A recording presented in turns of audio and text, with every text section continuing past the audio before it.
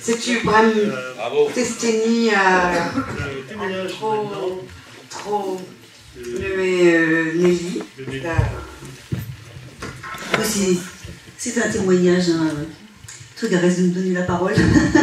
Je suis maire de Plescop, hein, c'est une petite commune à côté de Vannes, environ 5500 habitants. Je suis également membre du bureau de Vannes Agglo et je suis également la présidente de l'association des élus progressistes de Bretagne, et je voudrais dire que cette association, si vous ne le savez pas, regroupe des élus qui œuvrent dans leur commune ou dans leur collectivité à la défense de la langue et de la culture bretonne, et que c'est intéressant, vraiment très intéressant que nous puissions échanger sur ce qui est fait, sur les différentes expériences que nous avons.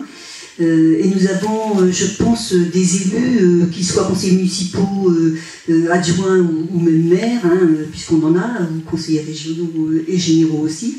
Je sais pas, comment dire, presque dans l'ombre, un sacré travail, quoi, hein. C'est grâce à eux si les choses avancent aussi. On n'en parle pas souvent, c'est pour ça que je voulais le dire en leur nom, hein. Il y a de grandes avancées dans les collectivités grâce à ce qu'ils font, et je vous assure que c'est pas facile. Quoi qu'on puisse en penser, c'est encore pas facile de faire avancer la cause de la langue bretonne dans les communes. Donc, par exemple, à Plescop, nous avons signé la charte en 2005. Nous sommes arrivés maintenant à peu près 34-35 actions en faveur de la langue bretonne. Bon, c'est vrai qu'on n'a pas demandé forcément le label tout de suite parce qu'on avait vraiment la volonté de faire avancer le breton sur la commune. On avait envie d'avoir une véritable politique linguistique sur la commune. Voilà. Alors il faut savoir que ça c'est lié dans les communes à la volonté de quelques élus simplement. Parce qu'il faut, excusez-moi l'expression, qu'on rame avant tout contre nos conseillers et nos adjoints. C'est pas évident, hein, parce qu'on n'a pas... et les services de la mairie, quelquefois aussi, oui, tout à fait. Hein. Donc, on avait donc envie qu'il y ait une véritable politique sur la commune, avec des orientations bien précises. C'est-à-dire que, on voulait essayer de faire en sorte qu'il y ait une continuité au niveau générationnel. C'est-à-dire qu'on a commencé à mettre du breton grâce à l'appui du Ushkwan dans la halte garderie.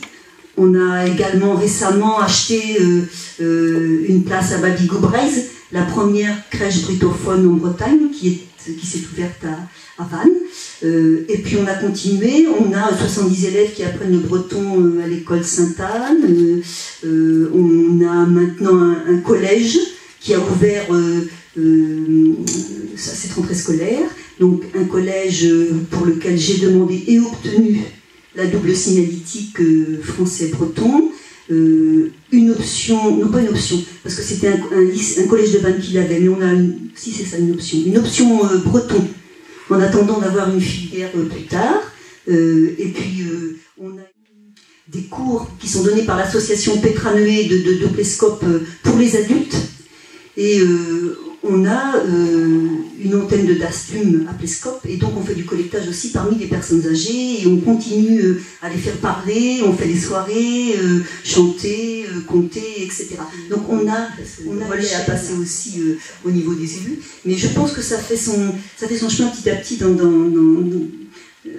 les mentalités, quoi, hein. Les gens sont habitués, ils prennent goût et posent des questions. Bah, pourquoi vous faites tout ça à Plescop, et Madame le maire, comment que ça se fait qu'il y a du breton à la garderie, alors je dis vous en voulez pas. Ils me disent oh bon on veut bien, si pourquoi pas, je dis oui, puis après si ça vous intéresse, il y a une suite. Voilà. Parce que c'est important aussi d'avoir une cohérence à ce niveau-là, quoi, hein. Si on arrête... Alors, il y a une chose, bon, moi je sais que quand j'ai lancé cette politique sur la commune à Plescop, je me sentais un petit peu démunie, et c'est vrai que, heureusement que l'Office de la langue était là, quoi, hein. Franchement, à tous les niveaux. C'était une des premières à adhérer, d'ailleurs. On était la 13e commune à adhérer, ouais. La 13e commune. On a fait du chemin depuis, mais toute seule, je vous avouerai que je n'aurais pas pu mener toutes ces actions, quoi, hein. J'avais le soutien de l'Office. À cette époque-là, c'était Vicente Rouet qui venait sur le Morbihan. Et vraiment, il m'a bien aidé, il a bien conseillé, il a été très clair. En plus, après... Alors, il a fallu aussi... Enfin, Les élus sont frileux parce que, comme on disait tout à l'heure, ils se sentent encore complexés à ce niveau-là. Ça, c'est certain, mais bon, les mentalités changent, on devient quand même de plus en plus fiers de cette identité et de cette langue qu'on a. Et en plus, les élus ne sont pas idiots, ils se rendent compte que ce sont des atouts économiques maintenant. Et donc ça les fait avancer un petit peu dans leur réflexion. Et puis... c'est une image de marque. C'est une image de marque, voilà, exactement. Ça devient une image de marque, quoi.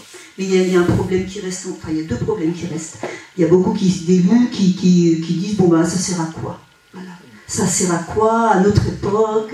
Et puis de toute façon, regardez au niveau du tourisme, c'est pas du breton qui demande, c'est de l'anglais, c'est vrai, le camping et tout ça. Bon, il y a encore tout un travail à faire à ce niveau-là. Hein.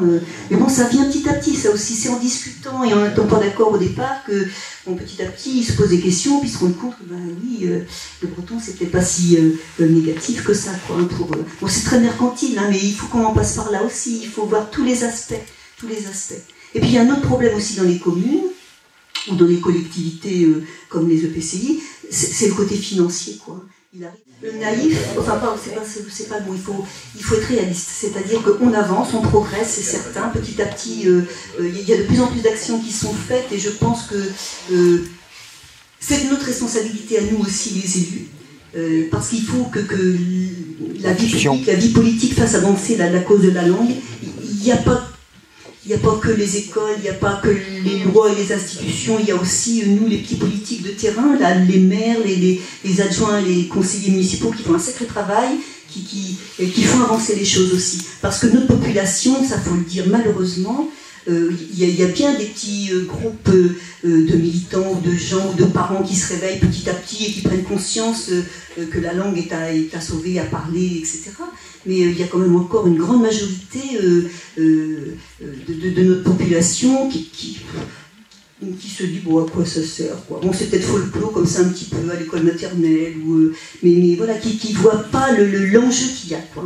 Et il faut les décider, il faut les amener petit à petit à réfléchir à l'avenir de la langue et à ce que ça peut apporter à la région et à leurs enfants, quoi. Enfin, mais je pense qu'on peut les avoir aussi de ce côté-là, c'est-à-dire que quand on leur dit apprendre le breton, le bilinguisme précoce c'est bien pour vos enfants, s'ils y vont simplement parce qu'ils pensent que c'est une réussite, c'est la réussite scolaire qui est à la clé, au départ, pourquoi pas. Après, à nous, leur expliquer, voilà, c'est ça, mais c'est aussi la défense d'une langue, que c'est important pour votre épanouissement, c'est important pour la richesse de la Bretagne, de la France, de l'Europe, du monde entier, quoi. Après, c'est à nous de tenir le discours qu'il faut à ce niveau-là.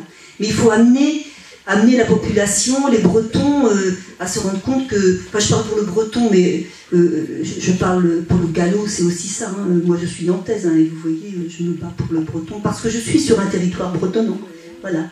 Et je pense que je me serais peut-être semblé impensable. C'est intéressant aussi de revenir sur la question que tu mettais en avant, de la légitimité.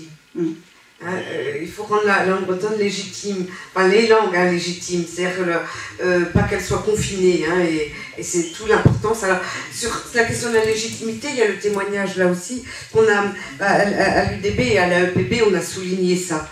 On a bien vu la différence, et ça Philippe, Figueler, Pidon, de Conzezé, mais le fait d'arriver l'office public.